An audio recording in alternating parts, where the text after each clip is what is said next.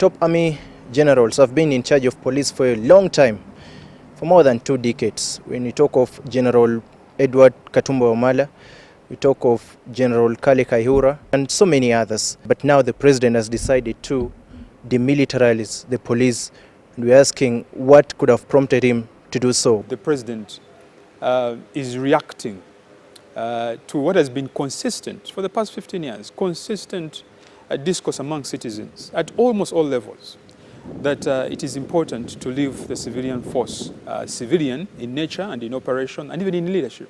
Do you sense that there was a similar uproar within police ranks, about the positions that were taken by military officers? Yeah, I think it's a tripartite.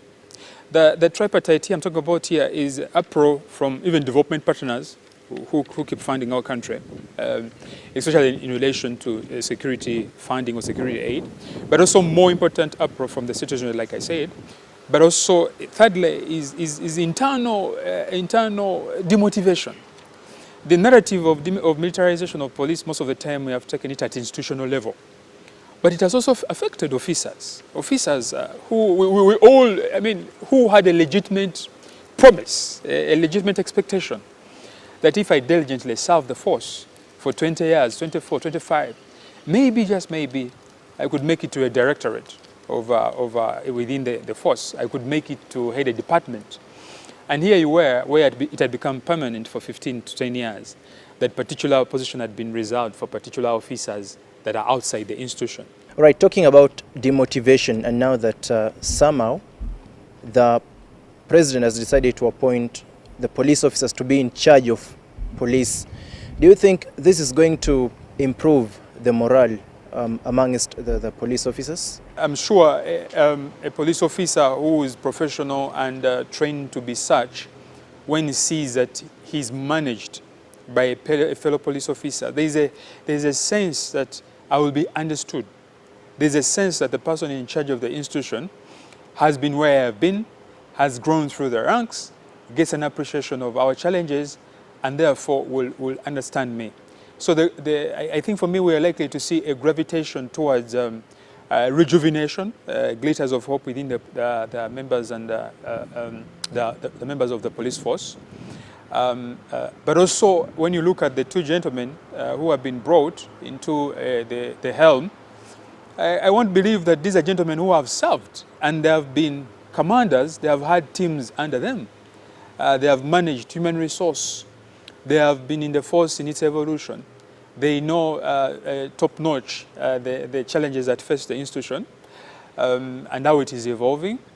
Naturally, it is human for you to want to believe that when the person in charge of an institution to which you belong is of the same crop, same tailor-made cloth like you, your police officers, I want to believe that naturally we're going to see maybe a departure from the indifference that we have been witnessing.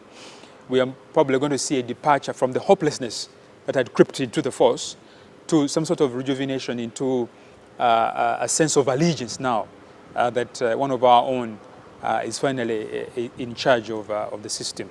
But again, it looks like not all military officers are out of police. Can police operate independently without necessarily being under the military? For me, what we have begun yesterday or the other day is a process of demilitarization.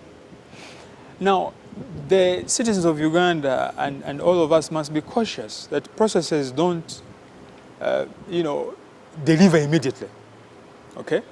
I want to believe that once this process is given the gusto it demands, the attention it demands, and we don't cease to actually have a complete demilitarization, we may see the fruits of this.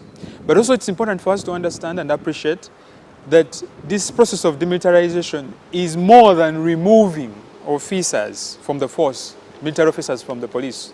Dr. James Nkuubi, thank you so much for speaking to us. Well, viewers, that is all we have time for. Many thanks for the privilege of your company. NTV Weekend Edition continues. I'm Daniel Kibet.